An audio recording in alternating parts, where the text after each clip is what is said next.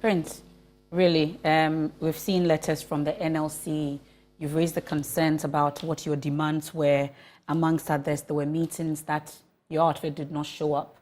There have been several calls on CETAG to at least return to the classroom, knowing the effects your strike is having on your students. And all these are falling on deaf ears. Now you risk your August salary.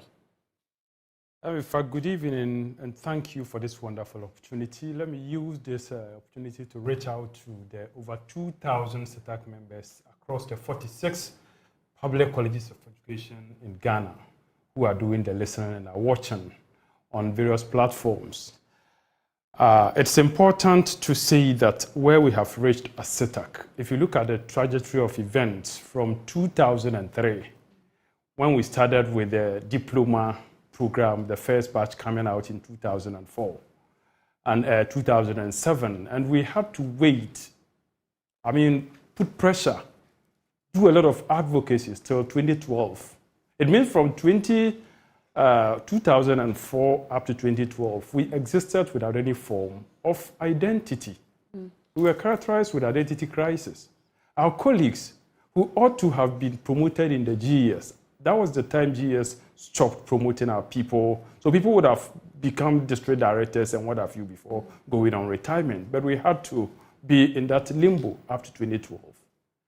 And even 2012, when the act was passed, we had to wait, push, embark on strike, do a lot of things till 2016 before we were migrated from the GES payroll to the, you are not new to the conversation here, and you've become more or less a queen mother here. This place has become more or less a palace. 2016, fast forward, we were migrated. We had to, embark on strike and other things before the token, the salary that the law prescribed that they should pay to the tutors was paid. And 2017, we had to negotiate for our first condition of service. We negotiated in 2017. 2017, it wasn't paid. 2018, 2019, 2020, it wasn't paid. So when we started making noise that we were sick and tired of the unfairness, then government said they had no money to pay the arrears from 2017 to 2020. So they worked out what they felt was something good for us, compensation, and slapped us with that compensation. Helpless as we were, we had to accept it, with a promise that as soon as we crossed that bridge, they were going to open fresh negotiation for us in 2021. So 2021, when we started in November, we signed as part of the rules of engagement that we were going to finish the negotiation within 6 weeks. That was when Dr. Kwapong was the Chief Executive Officer of Fair Wages.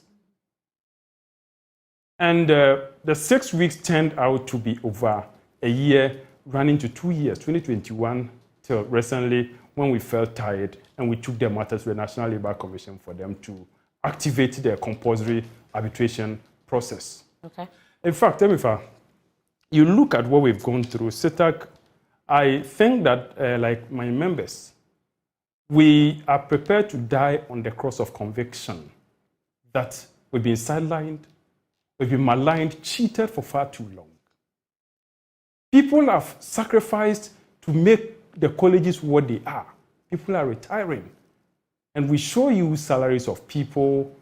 You look at, what we are going through. How much is it? What's the range?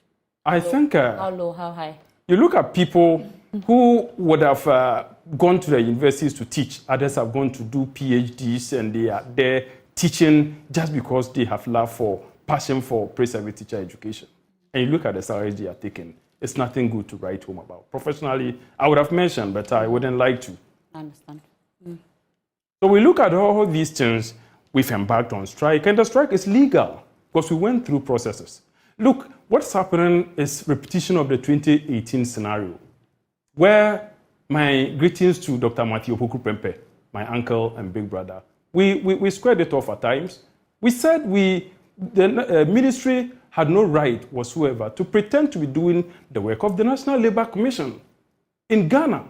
It is solely the National Labour Commission that is vested with the power to declare strike legal or otherwise.